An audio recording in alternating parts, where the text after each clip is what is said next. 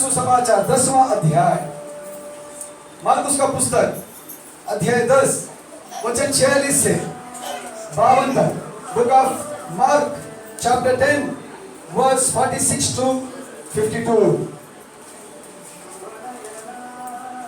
वे एरियो में आए और जब वो और उसके चेले और एक बड़ी भीड़ एरियो से निकलती थी, तब तिमाई का पुत्र बरतिमाई एक अंधा भिखारी सड़क के किनारे बैठा था। वो यह सुनकर कि यीशु नासरी है, पुकार कर कहने लगा, हे दाऊद की संतान यीशु, मुझ पर दया कर। बहुतों ने उसे डांटा कि चुप रहे, पर वह और भी पुकारने लगा, हे दाऊद की संतान मुझ पर दया कर। तब यीशु ने ठहर कर कहा, उसे बुलाओ। और लोगों ने उस अंधे को बुलाकर उससे कहा, ढाढ़स बांध, उठ, वह तुझे बुलाता है। वो अपना कपड़ा फेंक कर शीघ्र उठा और यीशु के पास आया। इस पर यीशु ने उससे कहा, तू क्या चाहता है कि मैं तेरे लिए करूं? अंधे ने उससे कहा, हे रब्बी, ये कि मैं देखने लगूं। यीशु ने उससे कहा, चला जा, तेरे विश्वास ने तुझे चंगा कर दिया है। वह तुरंत देखने लगा और मार्ग में उसके पीछे हो लिया। या प्रभु का वचन कहता है, एक व्यक्ति है, उसका नाम है बरतिमाई। वो बचपन से अंधा था या बीच में अंधा हो गया, वचन में लिखा नहीं है, लेकिन वो सड़क के किनारे बैठकर आने वाले जाने वाले से क्या मांगता था? भीख मांगता था। क्या मांगता था? भीख मांगने वाला एक भिखारी अंधा था। उसे हर दिन लाकर रास्ते के उस किनारे में बिठा देते थे। वो आने वाले जाने वालों से भीख मांगकर वो अपना रोजी रोटी कमाता था, खाता था, अपनी जिंदगी बिताता रहा होगा। समय बीतते बीतते उसको ऐसा पता लगा, क्योंकि रास्ते के किनारे रहने वालों को बहुत सारी बातें पता लग जाती है। क्या पता लगती पता है? लोग आते समय, जाते समय, फिरते समय क्या करते रहते हैं? इधर उधर की बातें करते रहते हैं। कानों में वो आवाज पड़ती रहती है।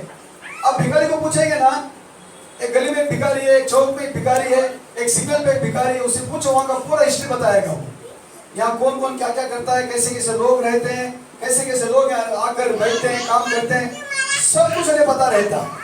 तो वैसे ही ये अंधे के कानों में एक आवाज पड़ती है, एक प्रभु यीशु बोलकर एक मसीहा आए हैं, वो लोगों को चंगाई देते हैं, वो अंधों को आगे देते हैं, लंगड़ों को चलाते हैं, बीमार लोगों को ठीक करते हैं, और मुर्दों को भी उन्होंने जिंदा किया है। तो ये बातें लोग आते जाते कहते कहते ये अंधा अपने कानों में सुना रहेगा, इसके कानों में वो बात पड़ी रहेगी। किसने कहा होगा, आज प्रभु यीशु मसीह इस रास्ते के द्वारा हमारे गांव में आने वाले हैं। जहां अंधा भिखारी जहां बैठा है, उस जगह से प्रभु यीशु मसीह क्या करने वाले हैं? जाने वाले हैं। ये जब बात उसके कान में पड़ी, उसके अंदर एक विचारधारा आती। उसने ऐसा सोचा होगा, जब यीशु मसीह मेरे पास से जाएंगे, मैं उन्हें पुकार कर मेरी चंगाई के लिए उनसे मैं विनती करूंगा। मैं उनसे मांगूंगा कि प्रभु मुझे अंधेपन से छुटकारा दे दीजिए, एक चंगाई मुझे दीजिए। वो मनी मन वो सोचकर वो अंदर ही अंदर विश्वास को बढ़ाता बैठा होगा। कारण क्या पता है? उसने सुनी हुई बातें उसके अंदर के अंदर एक चाहत को उत्पन्न की होगी, ऐसे विश्वास को उत्पन्न की होगी कि मुझे भी यीशु मसीह आरोग्य दे सकते हैं, मेरी आंखें खोल सकते हैं, ये प्रभु के द्वारा हो सकता है। सिर्फ मुझे आज ये समय, आज का ये मौका, आज का ये दिन मुझे क्या नहीं देना, छोड़ना है, व्यर्थ जाने नहीं देना। ऐसा ये सोचकर उस रास्ते के किनारे में बैठा हो। हालेलुया। कभी कभी हमारे मन में वैसी बातें आती है। कोई कहते हैं प्रभु यीशु मसीह ने उनको छुटकारा दिया, प्रभु यीशु मसीह ने इनको चंगाई दी, प्रभु यीशु मसीह ने उनके जीवन में ऐसा काम किया। प्रभु यीशु मसीह आपके जीवन में भी वैसा ही काम करेंगे जो उनके जीवन में किया। उनके जीवन में जो प्रभु ने किया, आपके जीवन प्रभु वही करेंगे। आपके अंदर चाहत आना जरूरी है। क्या आना जरूरी है? चाहत आना जरूरी है। जब आप चाहोगे, आप चाहत रखोगे, विश्वास करोगे, प्रभु आपके जीवन में भी वो करने वाले परमेश्वर हैं। हालेलुया। आपके चाहत नहीं रहेगी, प्रभु आपके लिए कुछ भी नहीं कर पाएंगे। मुझे बचपन बचपन में बहुत ज्यादा पेट दर्द आता था, पेट दर्द। वो पेट दर्द मुझे इतना सताता था कि मैं जहां भी खेलता रहूं, कोई भी गली में रहूं, हमारा जो एरिया था 6 गलियों का एरिया, बहुत बड़ा एरिया था। मैं कोई भी गली में, कोई भी पिछवाड़े में, कहीं भी गोली खेल रहा था, कहीं भी मैं भौरा खेल रहा हूँ, पेट का दर्द आया, तुरंत सब कुछ छोड़ छाड़ कर मैं घर भाग गया था। हमारे हॉल में लेट जाता था। मेरी माँ को बोलता पेट दर्द हो रहा है। मेरी माँ नमक पानी में डालकर उसको पिघलाकर मुझे लाकर पिला के थोड़ी देर सुला देती थी। 1 घंटा 1.5 घंटा मैं ऐसे घर में इधर से उधर क्या करवटे लेकर, बहुत समय के बाद मुझे आराम मिलता था, बाद में मैं उठता था। ऐसा बहुत काफी समय से मुझे वो तकलीफ हो रही थी। एक दिन मेरे भाई नए उद्धार पाए हुए थे, तभी प्रभु के अंदर प्रार्थना में जाना आना, चल जाना आना, अभिषेक पाकर प्रभु के लिए बड़ी चाह से प्रार्थना करने वाले थे। और उन दिनों में रिक्शा चलाते थे। रिक्शा चलाते चलाते एक दिन दोपहर में घर पे आ गए अचानक खाना खाने के लिए। मैं घर के अंदर लाहौर में सोया हूँ, लेटा हूँ। अगर पूछे क्या हो गया तुझे, बोला बहुत पेट दुख रहा है भाई। बोला माँ को पूछा क्या हो गया, माँ इसको हॉस्पिटल क्यों लेके नहीं गए? माँ बोले कोई बात नहीं है, नमक का पानी नहीं, थोड़े में ठीक हो जाएगा। उन दिनों में हॉस्पिटल जाना बहुत बड़ी बात थी, 80s में। मैं आपको कह रहा हूँ 81-82 की बात में कह रहा हूँ, 81-82 की बात आपसे मैं कह रहा हूँ। तो उन दिनों में हॉस्पिटल जाना मतलब बहुत बड़ी बात थी, क्योंकि खर्चा बहुत आता था हॉस्पिटल में। क्योंकि वो जब लोगों का कमाई बहुत कम था, खर्चा बहुत ज्यादा, क्योंकि घर में 6 बच्चे, खाना पीना है बहुत मुश्किल, हॉस्पिटल जाना और भी मुश्किल। तो मेरे भाई ने एक पानी का गिलास लेके आए, प्रार्थना करके पानी पिलाया, यीशु लहू की जय बोल के मैं वो पानी पिया। उस दिन गया और पेट दर्द आज तक नहीं आया। हालेलुया। उसके बाद क्या हुआ, मैं प्रभु में विश्वास रखकर चलने लगा, प्रभु को मैं चाहने लगा, और वो प्रॉब्लम मेरे जीवन में कभी ना आए। वो एक चाहत के द्वारा मैं प्रभु के पीछे पीछे चलने लगा, आज तक प्रभु के पीछे चल रहा। देखिए आपके अंदर एक चाहत आ गई, वो चाहत प्रभु क्या करने वाले हैं, पूरी करने वाले परमेश्वर है। वो आपकी चाहत कितनी भी बड़ी क्यों ना हो, वो कितनी भी दूर की क्यों ना हो, और कितनी पास की भी क्यों ना हो, आपसे नहीं होता रहेगा, लेकिन प्रभु उसे पूरी करने वाले परमेश्वर है। हालेलुया। में कहता है यीशु मसीह उस रास्ते से आए, उस रास्ते से आते साथ इसने क्या किया पता है, यीशु मसीह को चिल्लाने लगा। थोड़ी दूर चले गए यीशु मसीह, इसको लगे यीशु मसीह मेरे से आगे पार हो गए, और ये सोचते सोचते यीशु मसीह इसकी पुकार से दूर चले गए। पुकारना उतना दूर पार होकर चले गए। अब इसको क्या करना पड़ेगा, वो पुकारा, यीशु मसीह को आवाज नहीं सुनाई पड़ेगी, चिल्ला रहा है ए नासरी यीशु। ऐसा बोलने के बाद उसके अंदर से और एक बात आती है, वो बात है दाऊद के पुत्र मुझ पर दया करें। एक अचानक अपने आप को भूलकर उसके अंदर से एक नई आवाज आती है, परमेश्वर को ऐसे बुलाता है नासरी यीशु। बोलने के बाद और एक शब्द आता है, दाऊद के पुत्र मुझ पर दया करें। वो अपने आप को भूलकर अंदर से आत्मा उसकी मदद करते हैं। आपके अंदर चाहत आ गई ना, पवित्र आत्मा आपकी मदद करने के लिए आरंभ हो जाते हैं। आपके अंदर विश्वास आ गया है ना, पवित्र आत्मा आपके लिए सहायक बनकर आ जाते हैं। क्योंकि आप जब प्रार्थना करोगे, जब आप बुलाओगे, तो आपके दुआ साथ में रहकर पवित्र आत्मा आपकी मदद करने के लिए हमेशा तैयार रह जाते हैं। क्योंकि आपके प्रार्थना में उनकी प्रार्थना डालकर वो प्रार्थना का उत्तर ले आने की, इसलिए पवित्र आत्मा हमारे मददगार है।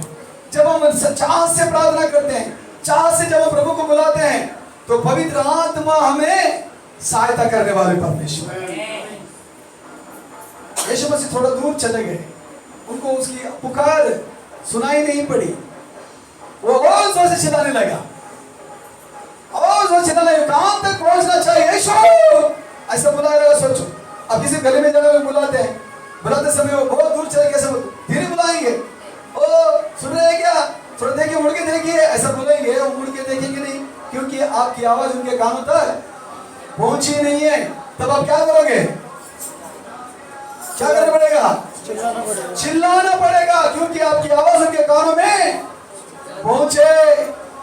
यीशु मसीह को ये पुकारने का देखकर आजू बाजू लोग बोलते हैं, चुप बैठ अंधे भिखारी, क्यों चिल्ला पुकारा कर रहा है, हाँ शांत बैठना, प्रभु यीशु मसीह बहुत अर्जेंट काम के लिए जा रहे हैं, तू क्यों उनके काम के अंदर क्या कर रहा है, अड़चन उत्पन्न कर रहा है। ऐसा कोई कहता वचन लिखा है उधर। लोग उसको क्या करने लगे, चुप करने लगे, चुप हो जा, कभी कभी हम प्रार्थना करते हैं तो लोगों को घर वाले क्या बोलते हैं, बहुत प्रार्थना कर रहा है, क्या चिल्ला चिल्ला के प्रार्थना, शांत रहना, धीरे प्रार्थना करना, अंदर अंदर प्रार्थना करना, क्यों पुकार पुकार के चिल्ला चिल्ला के प्रार्थना कर रहा है।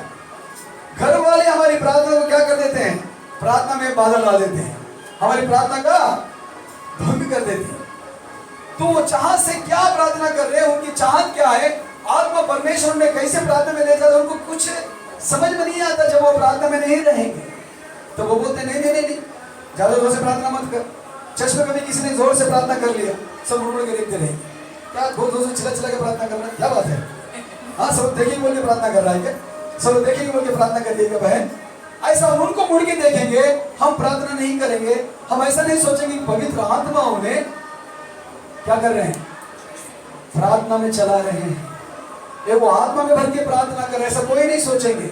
उनको एक ही सोच आएगी, अरे अचानक ये क्यों इतना जोर जोर से प्रार्थना कर रहे हैं, क्यों इतना चिल्ला पुकार कर रहे हैं। शांत शांत आराम से प्रार्थना, मन ही मन प्रार्थना, ज्यादा चिल्ला पुकार प्रार्थना मत करो, प्रभु नहीं सुनेंगे, प्रभु भाग जाएंगे। ऐसे भी लोग बोलने वाले रहते घर में, क्योंकि हमारी प्रार्थना को रोकने के लिए बहुत सारे अड़चने आ सकती हैं। लेकिन जब हम उसको सबको मन में ना लेते हुए हमारी आवाज प्रभु तक पहुंचना है, जब हमारी आवाज प्रभु तक पहुंचे क्या होगा पता है। भजन संहिता 50वां अध्याय वचन 15 को निकालेंगे। भजन संहिता 50वां अध्याय वचन 15, Psalms chapter 50 verse 50।